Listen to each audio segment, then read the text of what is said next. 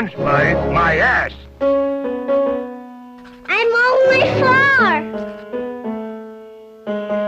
Bonjour, Monsieur Pussycat. Cracking toast, Crumpet.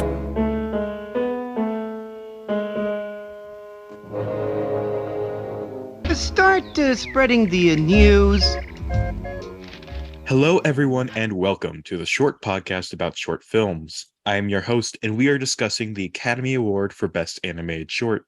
Today's episode is about the 22nd year of the award at the 26th Academy Awards, which celebrates the films of 1953.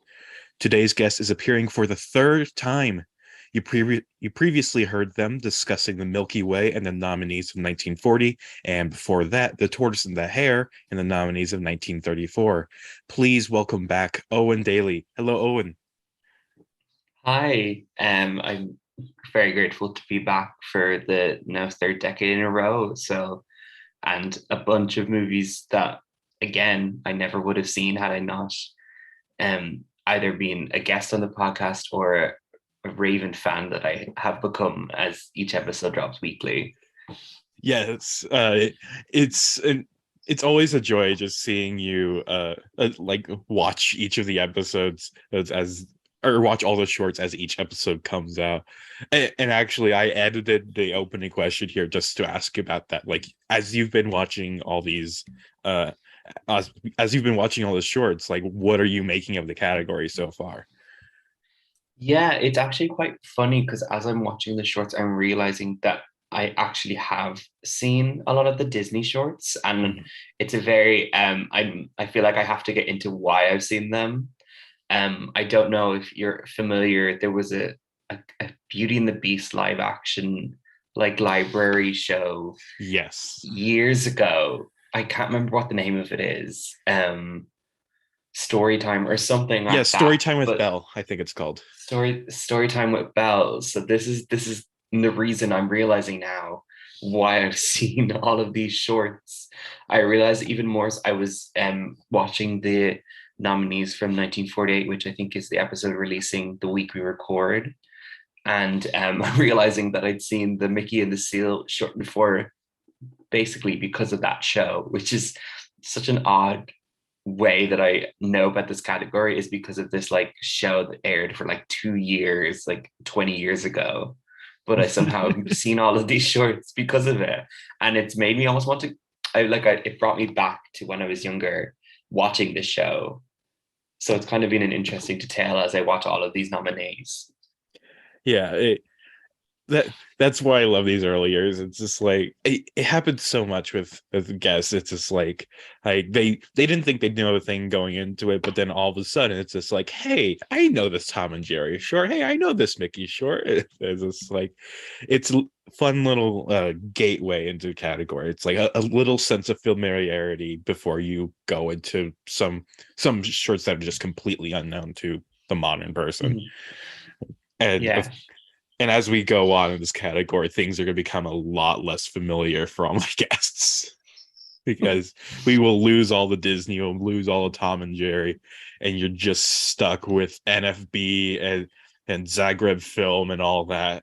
It's gonna be fun. But right now we are in 1953, and things are still roughly familiar. Mm-hmm. And so we'll get into this year's nominees. So our first nominee and the year's winner is Toot, Whistle, Plunk, and Boom, directed by Ward Kimball and Charles A. Nichols. This is the 11th win and 29th nomination for Walt Disney in this category, last winning for Der Fuhrer's Face in 1942 and receiving 10 other nominations in the meantime. With the success of UPA's short films and their style of animation, it was time for the big studios to copy it. However, Disney would still try to make up for the less realistic designs by making this film bigger, as this is one of the first animated films to be made with CinemaScope, the widescreen process. And this honestly brings me a bit back to the days of the Silly Symphonies, as those shorts were specifically trying new things with animation medium in preparation for making Snow White. And you can consider this film a sort of trial run for when Disney would make an animated feature in CinemaScope, Lady and the Tramp. with Sleeping Beauty also being in widescreen, though using a different process. This short is also featured on the list of 50 greatest cartoons.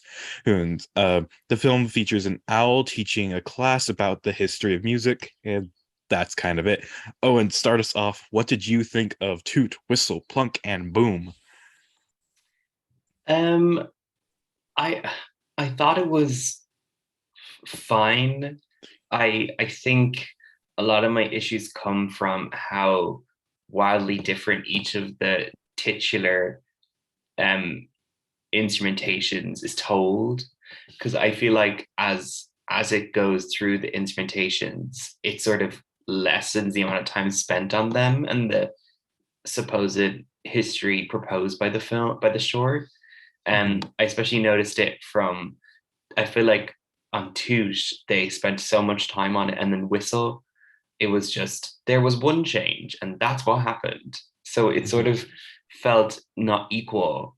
And I mean, that isn't my main issue with it. There's a couple of others which I'm sure we can get into, but that's sort of my like first Yeah. um Yeah. observation. For a film that's trying to be educational, like a lot of it is just spent on like the titular song, or it's just like going through to Whistle Plunk and Boo. It's like not actually like going into the history at all.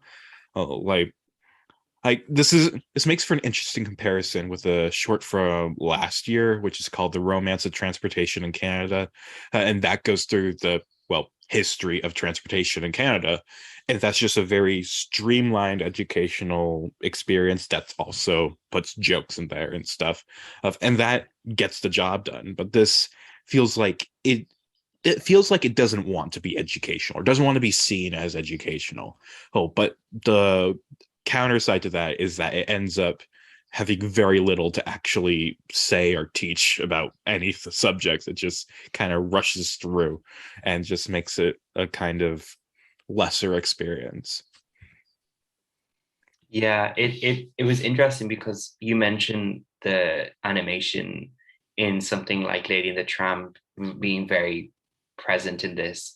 I think the film that I kept going back to was The Sword and the Stone, because I feel like the main teacher and the birds are very similar to the scenes in that film, which feature Merlin and Arthur becoming birds, Yeah, basically. yeah. Like I felt like it was so similar, and like it just was very like that was a film that I kept going back to as I watched it. But no, it's definitely, you can see the 50s Disney animation like everywhere in this. Like all the animal animation is like very similar to what I would have, because obviously I've seen the feature length Disney animated films. Yeah. So I kept just going back to stuff like that when I was looking at it. So it was an okay experience. I think, as I said, the sort of unequal concentration on the instrumentations just threw me a bit. I think mainly the transition between Toot and Whistle. I felt like Whistle was not given its proper attention. We need to give Whistle more. We need to fight for the rights of Whistle. Yeah, We need to stand up for it. Yeah, but yeah, I think so something I can say positive about this short though is that it is really well animated. It's very beautiful to look at. Like the cinemascope, like the film quality or whatever really makes everything just pop out. And it's just like it's one of the better looking shorts that we see at this time period, at least from Disney. And it's just I have nothing to complain about when it comes to the visual style. Like that's all really, really great. Yeah, me too. I think I mean, that's why I feel like I wanted more attention to the Whistle I'm going to keep going on about this, because go ahead. Because I just wanted to, like, especially all the beautiful animation that was done for the Plunk section and the Toot section. I really wanted that for Whistle because I was impressed by the ways in which they animated the instruments. Let's say there's some animation choices that I that I hate having to experience, but I'm sure we can get into that. uh I guess we will. But uh something funny is that like when I was going into this, for some reason I remembered this short as being like 20 minutes long. Like it was a very long kind of educational short. Or but then it's just like when looking it up, I found out it was only 10 minutes. I was like, oh, okay. That's a good thing because I remember not liking the short very much, but also it's just like I'm surprised it's not longer. And then going into it, it's like, yeah, I'm surprised it's not longer because they don't really spend that much time on the educational portion. Maybe it should have been 20 minutes so they could have actually, done some actual, like gone actually in depth into the history of music and all that, like go into the evolutions of the different categories of instruments, the toots, the whistles, the plunks, and the booms.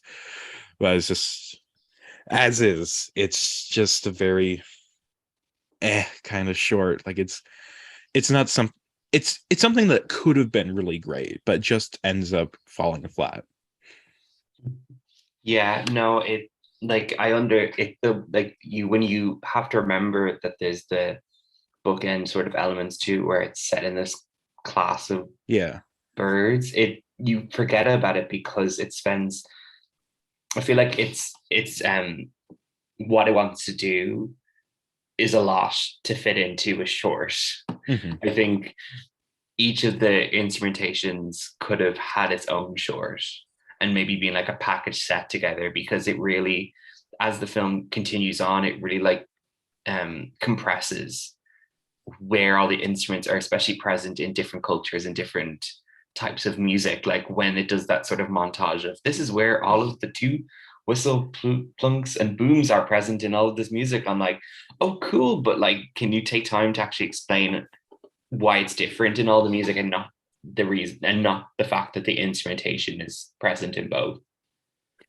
Yeah, and the thing is, it's like this actually is part of a series of shorts, or kind of was. It was meant to be part of this quote unquote adventures in music series, and it's like the first one was just melody, and now this one they decided to just fit four kinds of instruments all into one thing, and it's just like I haven't seen Melody, but it's just like I assume they understood better in that one that you can just do a short about this one thing and not try to fit everything into it. But this is the one that won the Oscar though, so who's to say?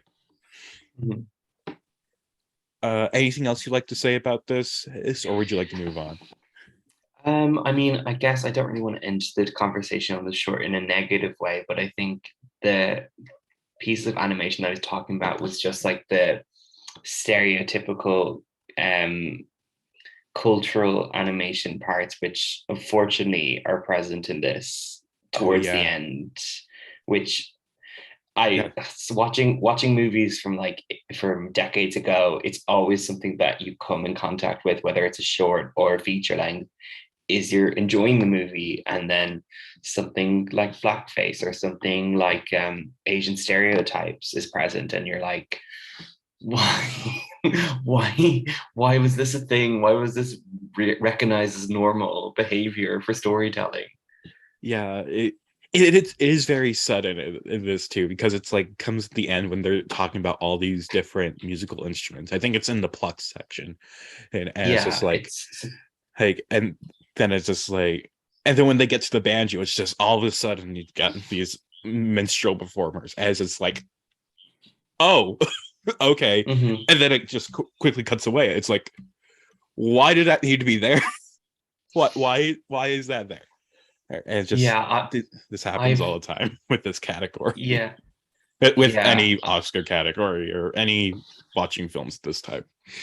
yeah. No, I mean, that's really the only last thing I want to say. I don't want to think about it because it's a very, as you say, a very small element of the film, but still something that is present in it. Mhm. Yeah. Something that's present in an Academy Award winning film is these racist performance styles. Uh, Hey, if you want to talk about racist Academy Award winning films, there's a long history of that. Yeah, Jesus Christ. and As someone who I've has seen unfortunately, every single Academy Award winning film, there's a lot of it. yeah, yeah, and as myself, someone who's close to seeing them all, I've experienced a very wide breadth of them. God. I love movies. I love Hollywood, but there's a lot that you gotta learn to hate with it. Okay. So let's move on that note. Why not? Our second nominee is Christopher Crumpet, directed by Robert Cannon. This is the 8th nomination for Stephen Basustow and UPA. The film is about Christopher Crumpet, who has such an overactive imagination that when he doesn't get what he wants, he turns into a chicken. And when Christopher wants a real rocket ship, his father must oblige, because as the old adage says, you can't have a chicken for a son.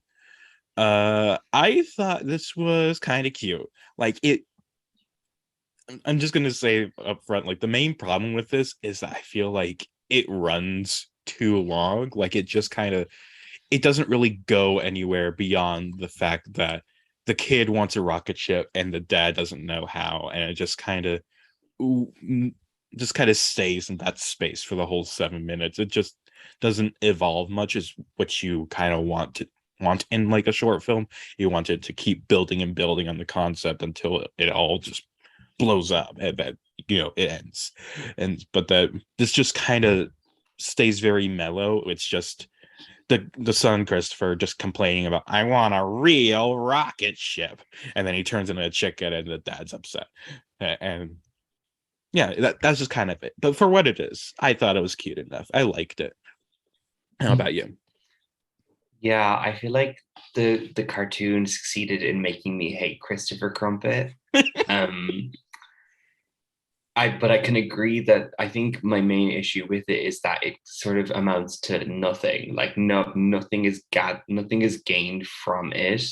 I guess. I mean, the film tries to impose that the son of the father who's actually drawing the animation learns something, but Christopher Crumpet, I just what he's a boy who can turn into a chicken, and that's as I feel as far as the film wants to go with it.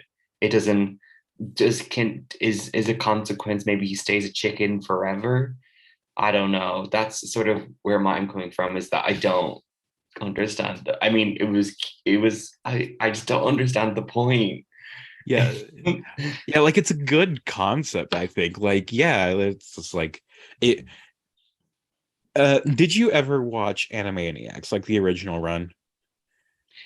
I've not, no. Okay, well, in the film, there's this one short segment called Katie Kaboom, and it's about this like very stereotypical 50s kind of family, mother, dad, little boy, and teenage girl. But when the teenage girl gets upset by something, she like turns into this monster or something. It's a different thing at each episode, but things she becomes like this big evil creature and starts destroying things based on like whatever she's upset about. And it's Mhm. like, and there's a lot of similarities between this and that. And it's just like, I feel like that one does it much better. And it's a whole series. So it's like, it's different things. And it's like, hey, there's a better sense of like progress with it. It's just like, because she starts destroying things get worse around town, but eventually there's some solution to the problem. She goes back to normal and it's all fine. Mhm. And Yeah. meanwhile, this it's just like like when Christopher thinks he's going to get a rocket ship, he turns into a boy. But when he realizes he's not going to get one, he turns back into a chicken, and just kind of goes back and forth between those two states really rapidly. And it's just like, I feel like there must have been something more to be done with this story.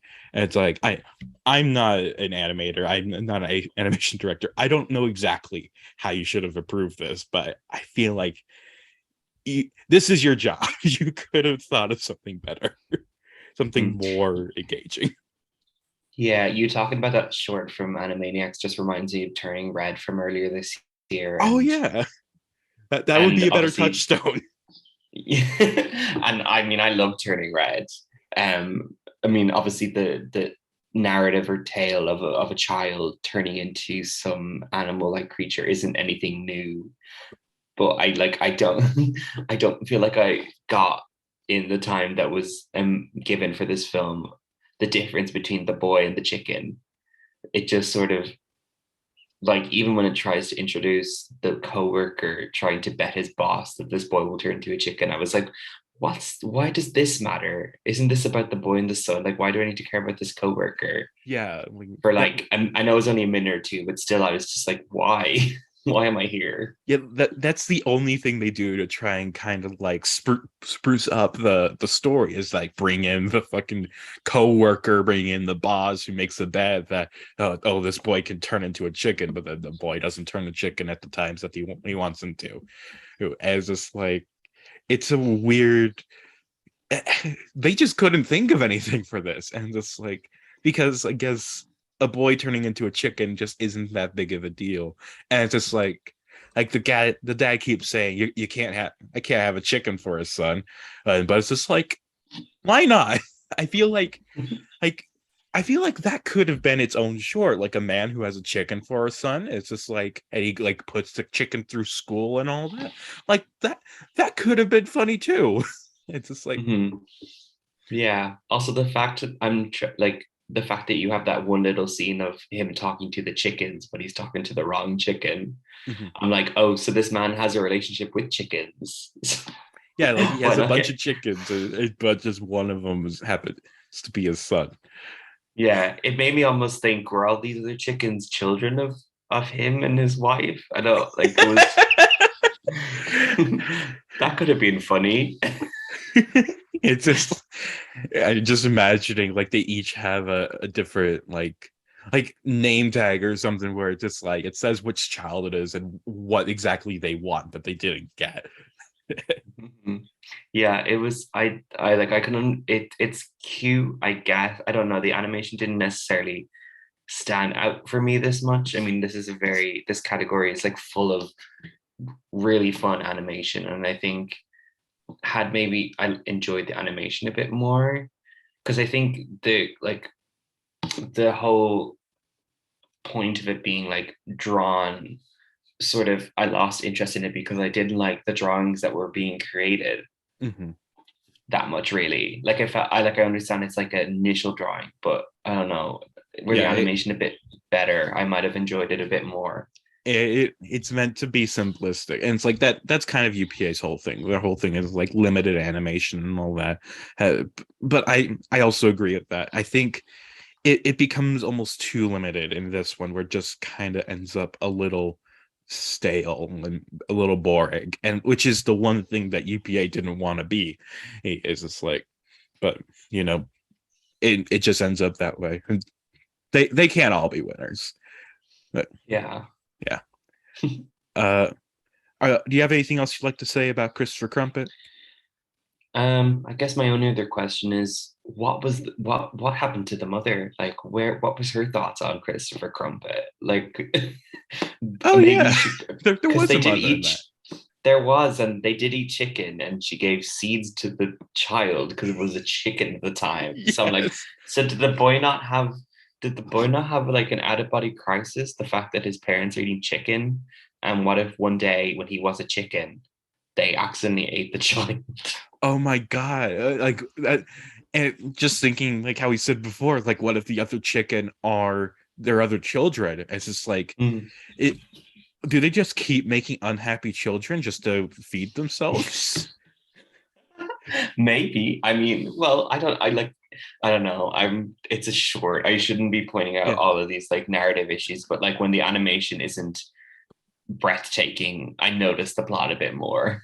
yeah. It no, it's perfectly fine to just dig in too deep into these shorts. Like last episode, there was a short where the entire world was planes, but also there was humans in it, and but the planes were anthropomorphic. So it's just like there's a lot of questions that come up with that, and the short was bad, so we spent a lot more time on that than actually talking about the short itself.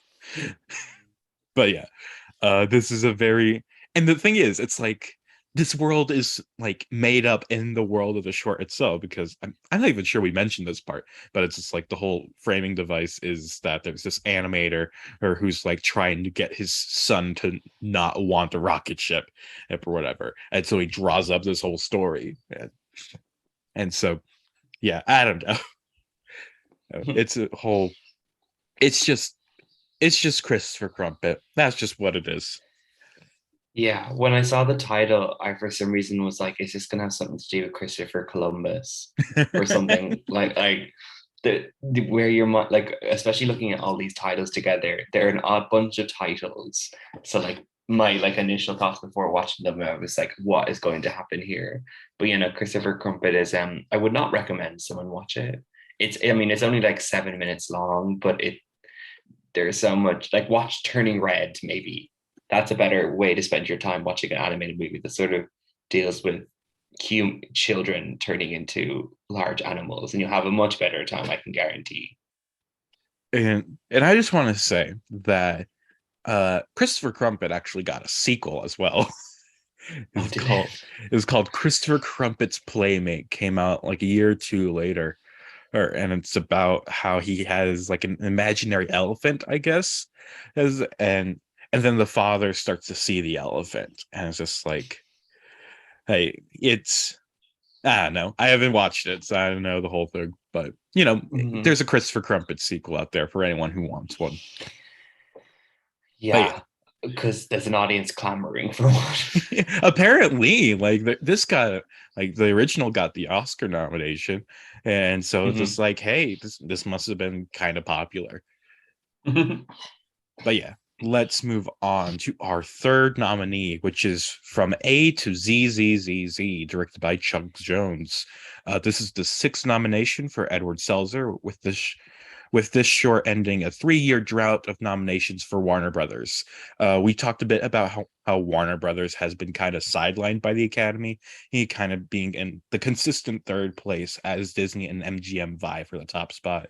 They had started to get into the swing of things like starting to win a few things, but then UPA came in, and seeing as how Warner Brothers was the major uh, seeing how Warner Brothers was the major studio that suffered from UPA, it kind of confirms the suspicions that they were the odd one out.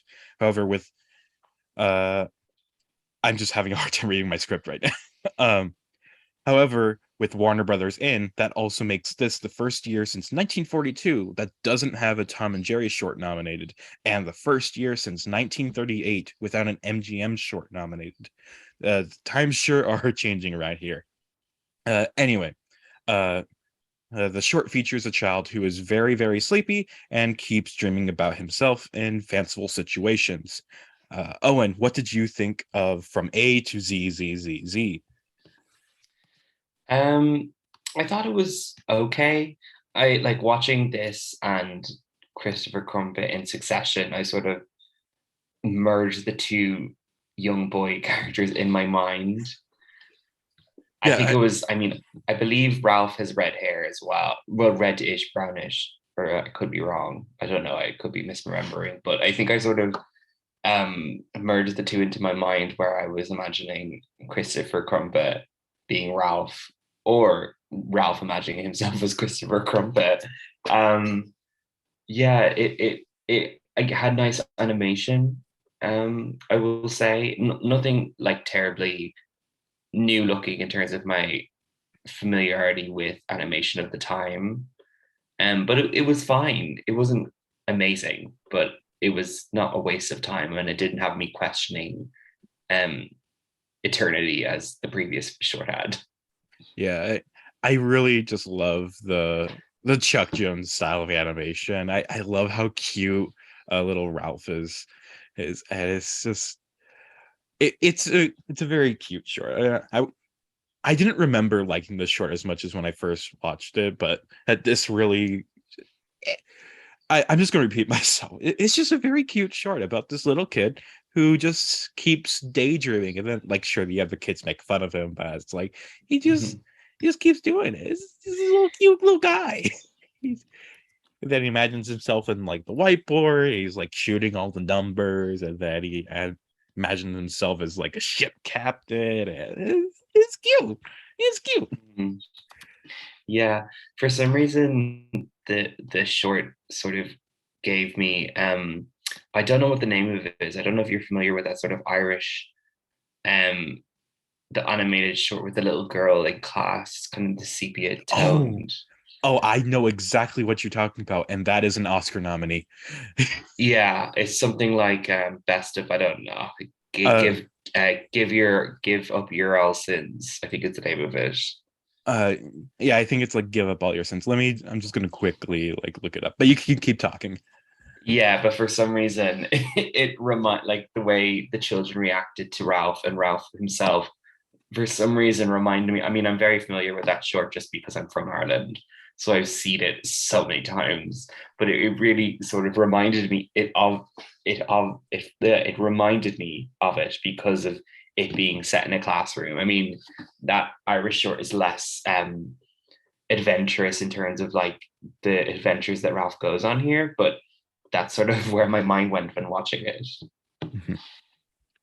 Yeah, so it's give up your old sins, but yeah, that I can definitely see how that connection is. And it's like if you want to be on that episode, I could gladly pencil you in for that. For 2001, Sure. that's way down the line. But Of course. actually, that episode will be out almost a year from today, so perfect.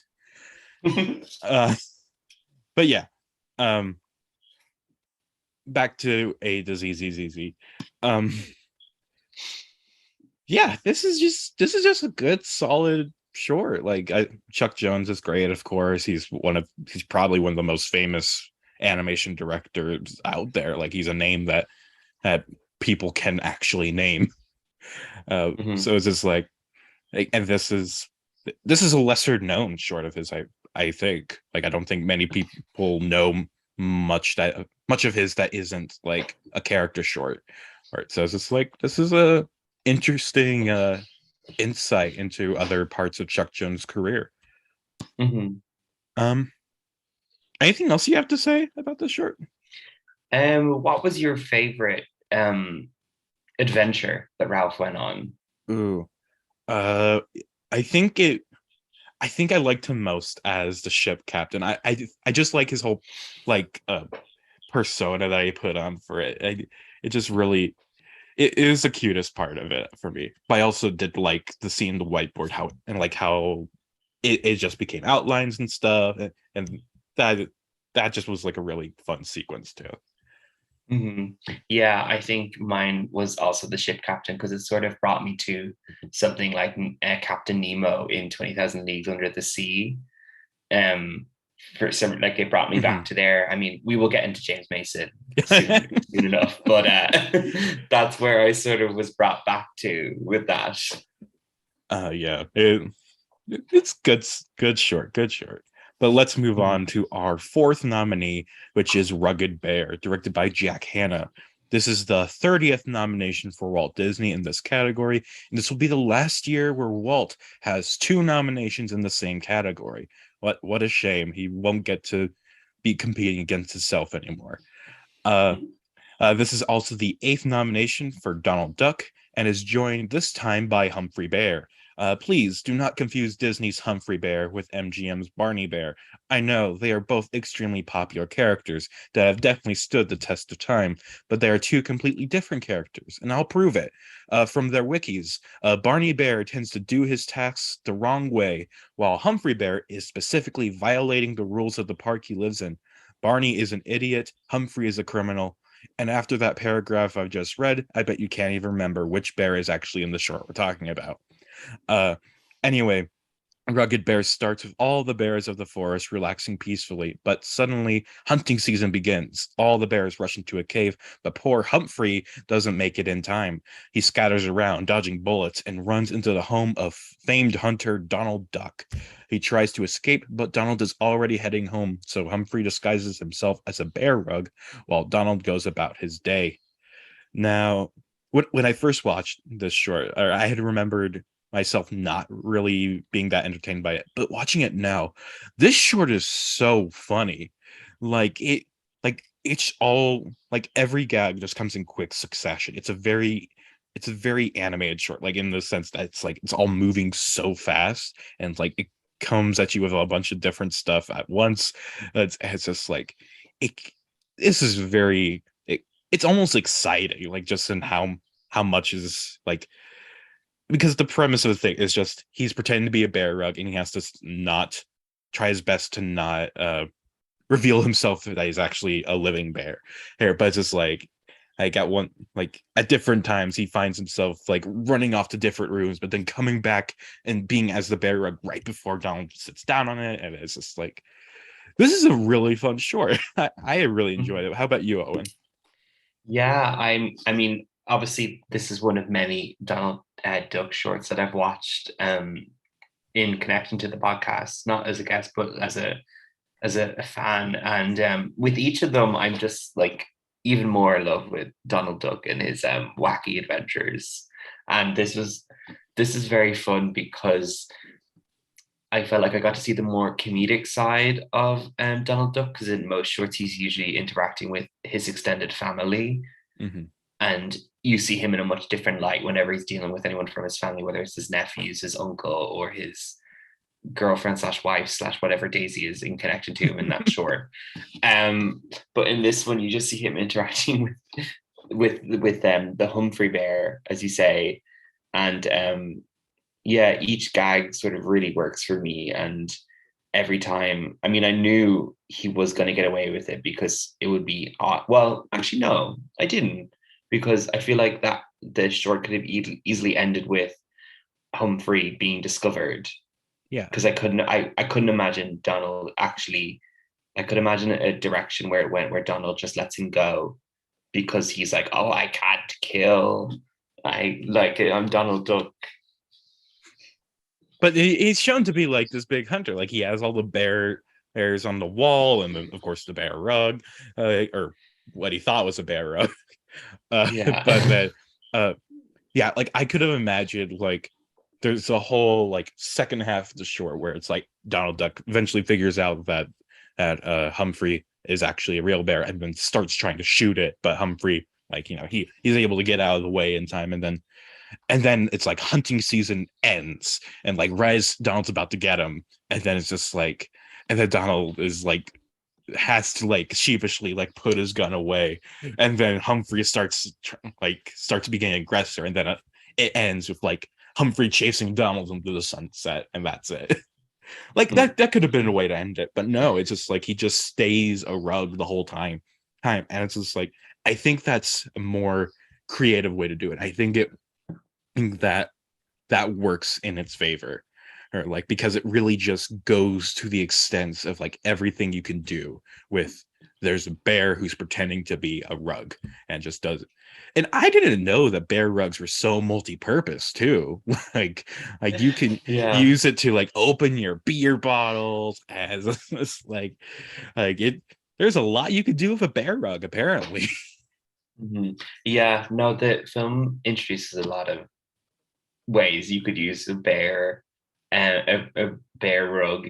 I mean, I think a thing I hadn't thought about, just because of the final twist of the film, is that the rug that you thought was there at the beginning was actually just another bear. So a question I have for the film is, so is now Humphrey stuck as a must stay in this house for eternity until some other bear, like how long has that other bear been there for? Because something like that makes me think, oh, Donald must not be a good killer because he has this bearskin rogue that he wasn't never dead. So I don't know, the questions that are opened up by this film, it almost makes me want a sequel to this, just to see like what must Humphrey do over the next year when it's not bear season. Oh yeah, I didn't even think about that. Like I thought the ending was just kind of, oh Humphrey didn't have to do all that. He could have just hid in the box where he put the other bear. But yeah, I never thought about like the fact that Donald's going to realize that he doesn't actually have a bear rug anymore, and I'm not sure what to make of that. Like I feel like Humphrey would just leave anyway, but you know, who's to say? Yeah. Hey. I wonder what Donald's going to do when if he finds out that he doesn't actually have a bear rug. Like he's been using it for so many things. It's just like he's going to be useless without it. Yeah. Um, but and you were mentioning that you wanted a sequel to this. I don't think there's a direct sequel to this, but Humphrey does have his own shorts or his own series of shorts. In fact, he's one of like I think only 7 Disney characters to have their own title card or title picture because you got Mickey, Goofy, Donald, Pluto, Chip and Dale, and then Humphrey, and I think there's another obscure one that like only had like one short. Oh, it was I think it was like the fish from Pinocchio. I forget what its name was, but I think he had his own short or at one point. Uh, Yeah. okay. But yeah, Yeah, I it's a I'd fun definitely fact be for you. in. Yeah, I mean, I definitely will have to check out Humphrey Humphrey's Bear shorts oeuvre. now. I keep on to say like Humphrey Bear Bogart. Guard or something like that. Yeah, like fit Bear into Bogart, but I don't think it really works. I mean, I think this is mainly connected to the last Donald short I watched, which was the film noir one. So my mind's sort of Oh yeah, Donald's envisioning crying. Donald. Yeah, and I sort of imagined him as like the Humphrey Bogart figurehead or whatever. So that's sort of where my mind is coming from with my last experience with Donald. Mm-hmm. Uh, oh, and I just looked it up. It's actually the cat from Pinocchio, Figaro, not the fish. But yeah, he apparently has his own short. But yeah, Humphrey Bear. How many shorts did he have? He had uh 7 or 8 or 9 shorts, and then this was his third short that he appeared in, and I think after this is when he starts getting his own shorts at one point. Mhm. Although yeah, so he had 2 shorts by himself, Hooked Bear and In the Bag, but then he has a few others that are with Donald. Well, so yeah. Uh yeah, Humphrey Bear, an icon you didn't know existed. Or I imagine most people out there didn't know existed. Uh, Yeah. anything else you'd like to say about Humphrey Bear or the short rugged bear? I mean, I would definitely recommend people watch it. I think it's good enough, and especially if you're a fan of Donald Duck, you can never, I feel like, go wrong with one of his shorts. And especially seeing him adventuring separate from his family is an interesting thing to experience. Mm-hmm. And you're going to get more of that soon because you're about to get into like Chip and Dale and all that, and like you're about to get to the end of the family area because after this it's always just Donald and some other character, or because it's like Mhm. it could be Chip and Dale, like one of them it's just a bunch of ants, and then now it's Humphrey Bear there. Yeah. uh but yeah, uh I'll leave that as a good place to move on. Although, yeah, you definitely check out Rugged Bear, those at home. This is a very fun short. Uh, our 5th and final nominee is The Telltale Heart, directed by Ted Parmalee.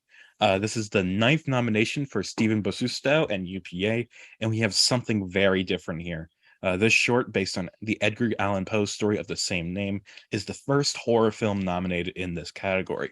The short was given an X rating in the UK due to its intensity and was the first animated film to receive the rating. And I know it's December 8th when you are likely listening to this, but if you are for some reason coming into this podcast looking for something spooky, this is it. The short begins with a title, or not title card, but a card telling us the story is told through the eyes of a madman whom, like all of us, believed that he was sane. James Mason narrates the story of a man who murders an old man he lives with out of paranoia and then hides the body under the floorboards.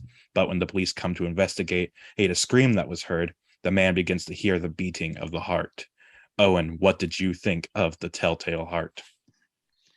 Yeah, this was I'm not familiar. This is definitely one of the nominees I'm not familiar with, and if anything, I'm the most grateful that I got to experience it as being a guest on the podcast.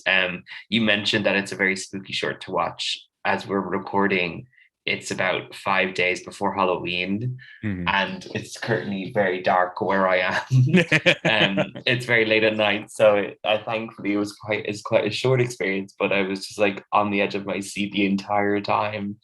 And I mean, as I mentioned earlier, James Mason, and you mentioned he narrates this short, and I can think of no better actor to be able to frighten me as James Mason is capable of doing. Um, but yeah, it was amazing. I feel like I still have a shiver up my spine experiencing this. Yeah, and I'm not going to be coy about this. This is probably my favorite short nominated, like ever. And I told you like before, like when I invited you on this episode, that one of these shorts is like one of my all-time favorites. And yeah, this is it. This is just such a perfect short film. It's just the like the Salvador Dali-esque environments. It's like the barren, creepy landscapes, and then it's just like James Mason's narration, of course, and the music, and of course the story itself. It's just it all comes together so perfectly, and it is genuinely creepy. Like I'm not a person who gets scared by horror movies, but this like genuinely got under my skin a little bit. It is just that good. And for a 7-minute runtime, that is a remarkable feat. And it's just it's one of my favorite pieces of art ever made. It is so good. I just love everything about this short. Yeah, no, I wholeheartedly agree with you. I think every I mean, every new image that it introduced just frightened me even more. Whether it was the old man with the glass eye, I mean, you never see the narrator's Mhm. face, which is another frightening detail. But even the guard, the sorry, I want to say guards because I'm from Ireland, that's what we call them. And the police, the The police, police. yeah, the way they looked as well as they entered the doorway was just like very frightening. And you're sort of, I mean, you're experiencing it all from the POV of a person who you know is a murderer. And um it just like the tension keeps growing and growing. And the opening, I almost feel like the opening title card was maybe a bit unnecessary. This is just a small nitpick because I think the short is strong enough to stand up on it by itself, and for you to sort of understand that it's from the brain of a madman that the story is being told. That's just a small nitpick. Maybe it's just a I question. Is it?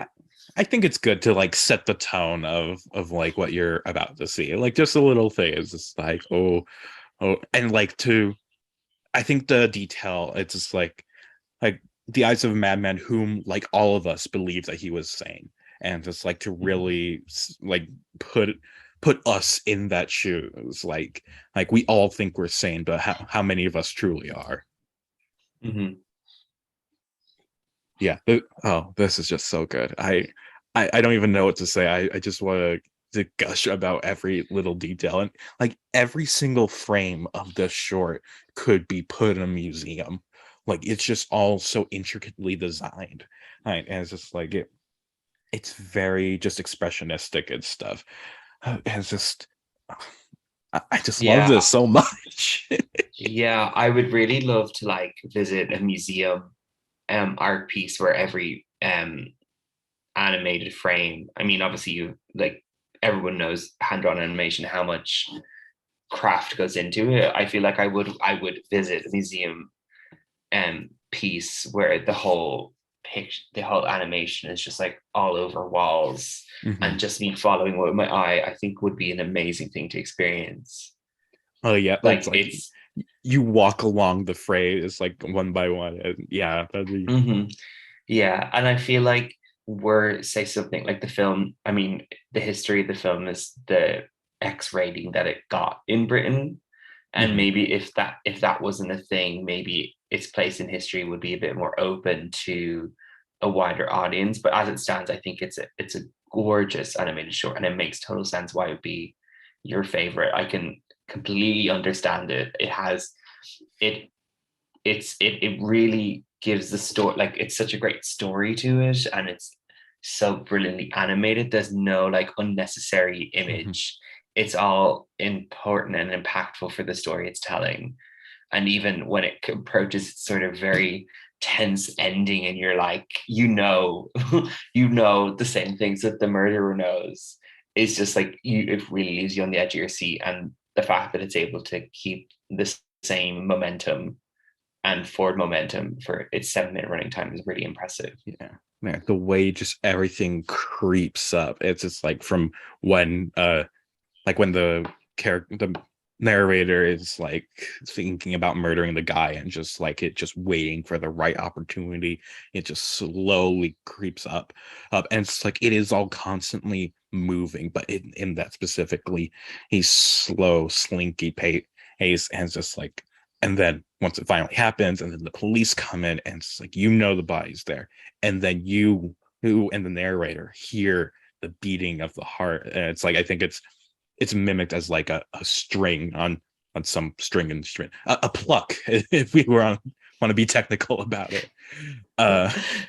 Yeah, no, the like the way it introduces different. I mean, you mentioned the heartbeats, the way you experience watching the first heartbeats, where you have the man basically frozen and he just hears the heartbeats, but the way that's animated is really impressive. And really, like, you're sort of in a sense where you're like, okay, is this heartbeat getting louder because he's getting closer to the man, or is it getting louder because the old man with the glass eye is like frightened that he's going to die? Like, it presents so much opportunity to it, and it's tense and really effective either way you view it. It's really impressive work here. And I feel like it must be said again, I don't think the short would be the same. I think James Mason is just as important to this short as the animators are. And I wish there was a universe where he could have been awarded for his narration. Yeah, like, it's specifically like the way he delivers like the climax of the piece, let's say. Hey, when did he finally comes out, it's like, can't you hear the beating of the heart, or whatever, or it's like, that is just such a perfect delivery, and like, the whole thing's a perfect delivery, but that part in particular, so good. The whole thing is just so fucking good. Yeah, no, I like everyone is just like really firing at like 100% here. And it's something that I think it should be studied more. I'm not sure like what its place is in terms of animation teaching, because I don't study animation, but I think it should be a necessary thing to view, because it showcases how brilliantly animation can add to storytelling. Because I think what makes this short so powerful first is the story, and the animation that they choose to surround the story is important. But I think you can't get a good, like, really tense animated story without a good plot to tell. And I think the two, like the plot and the animation mixing so well together, is what makes it really effective. So I think it should be something studied. If I'm not, maybe it is. I don't know. I don't study animation, but it should definitely be if it's not. Yeah, this is like this is a somewhat popular short, like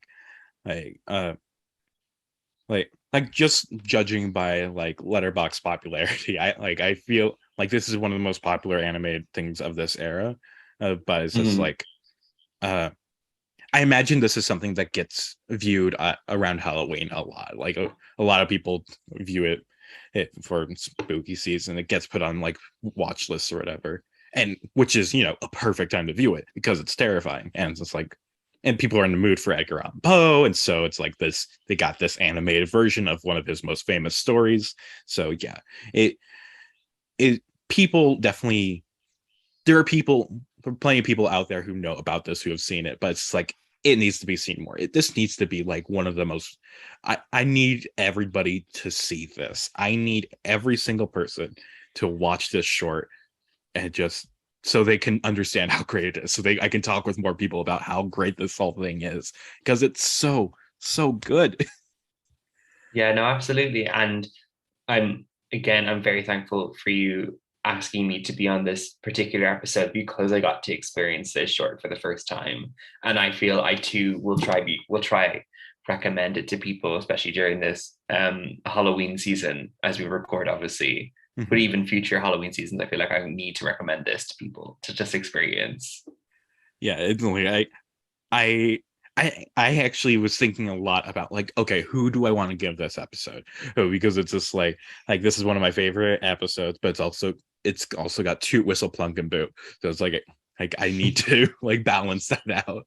And I just thought you were the perfect person. Like you've been on this a couple times. You know what you're getting into. And I just thought as a thank you for your for multiple guessing and you're watching all the shorts along with the podcast, you get the honor of being on this episode and get to witness this.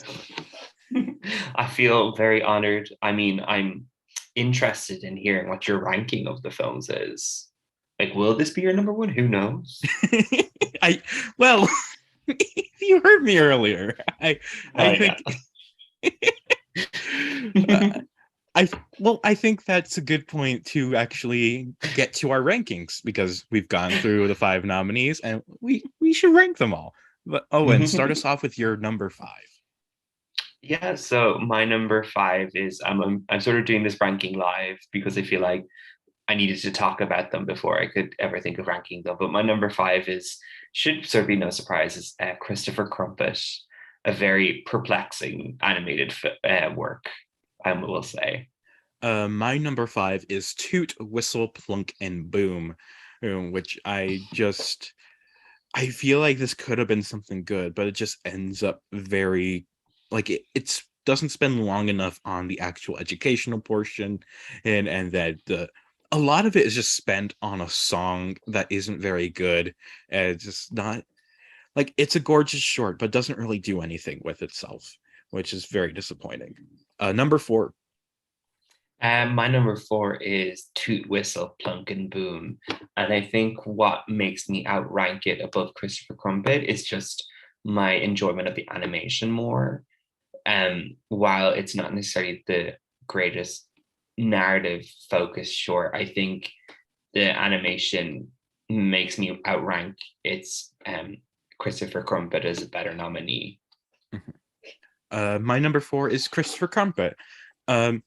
I enjoyed this short. I thought the central idea was kind of cute, kind of inventive, but it just didn't do enough with the concept for me to really love it or for me to rank it above anything besides Toot, Whistle, Plunk, and Boom.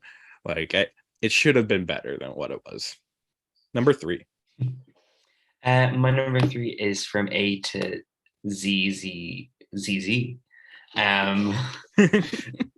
Very cute animation, a bit of a stronger narrative than Toot, Whistle, Plunk, and Boom. Nothing truly amazing, but it was very comforting watch to experience. So that's what makes me rank it and the third best. My number 3 is also From A to ZZZZ. It's just a really cute short, really some really fun sequences. It can get a little repetitive, but I think it established itself well enough, and the different dream sequences are each fun enough in their own right that it never feels stale at all. It's just a good, solid, fun short. Number 2. So my number 2 is Rugged Bear. For me, I can never go wrong with a Donald Dork. Sorry, I think I was like mixing short and duck. Donald Duck short, and just the introduction of the Humphrey Bear character to Donald Duck was really enjoyable, and I very much enjoyed as we discussed, the mounting gags, and I felt like each of them worked. So that's what makes me rank it second best today. Mm-hmm. And my number 2 is also Rugged Bear, of course. It is just a very, very fun short, and it's just like even having seen this before, I was surprised at how just lively it all was, how quick all the gags were, and how just the movement of it is just so fun and fast. As it never has a dull moment in it. It just that makes it just such a great short, but not as great as our number one, which we have the same one. It is The Telltale Heart. Yes. Yeah, I sort of assume, because I did do a bit of, I checked the rankings or the ratings on Letterboxd prior to watching the films. So I sort of had an idea of, I didn't necessarily look at your review of it. I just necessarily looked at the ratings and seeing that this was the highly ranked one. I sort of assumed this was the one you were talking about being your favorite, and I can totally understand. And I think based on the just over 10 shorts that we've watched together for this podcast over my 3 appearances, this is definitely the best one. And even if I add in all the ones that I've watched as a fan, it's definitely the best one. So whatever is coming up post this film has a lot to stand against, because this is just really strong animation, really strong storytelling, and a very necessary animated short to watch. Yeah, just looking at my rank of the shorts, like there's not much that comes close to this in the coming years. There's like I've got some films from the 70s that come high. Rudy Toot Toot from a few years ago is also really good. No spoilers for that episode when you're about to listen to it. But yeah, just this film is just in a league of its own, and it's just so good. But if you at home, I know not all of you are like Owen, who watches every single short, but if you're going to watch anything, please watch The Telltale Heart. It is a perfect short film, and I know it's not exactly Christmas themed, and you might be more in the mood for some Christmas related shorts, but come on, you just split up everything with a bit of horror in your life. Everybody needs a good scare. So Yeah, watch it as a predecessor for The Nightmare Before Christmas. That's yes. Halloween, Christmas related. If you can watch that yearly, you can certainly watch The Telltale Heart. I mean, I know it has nothing to do with Christmas, but if you want a starter before your yearly viewing of The Nightmare Before Christmas, The Telltale Heart is the perfect Halloween into Christmas film. The Telltale Heart is really just a relatable story for anybody who's forced to spend the holidays with their family. You just get so paranoid that they're watching you all the time, and things happen. Exactly. We all go a little mad sometimes. Yeah, I mean, we don't all go around murdering people, I hope. But Maybe we definitely you go don't, mad. but... Oh, well, you do know this is being recorded. No one listens to this podcast except for you. It's you and Christoph, and that's it. Mm-hmm. And I know Christoph won't rat me out. Anyway, before we end our show, are there any final thoughts you'd like to share, Owen, or anything you'd like to promote? Final thoughts. Again, thank you for having me on again. It was a pleasure. It was an honor to experience Telltale Heart and listen to you gushing about it. In terms of things to promote, you can find me on Twitter. My name has been previously linked with the podcast. I'm sure it will be linked with the podcast episode drop. But you can find me talking about films there, guesting on other people's podcasts, because I continue to want to guest on everybody's podcast because I just don't have the time or the attention span to create my own. So if you ever need to listen to me discuss multiple films, whether it's shorts or actress-led films or Best Picture nominated films or any other type of your local podcasts on Film Twitter, you can find me there discussing many, many films. All right. Well, thank you, Owen, for coming on the show. And thank you, listener, for tuning in. This has been the Short Podcast about short films. Until next time, goodbye.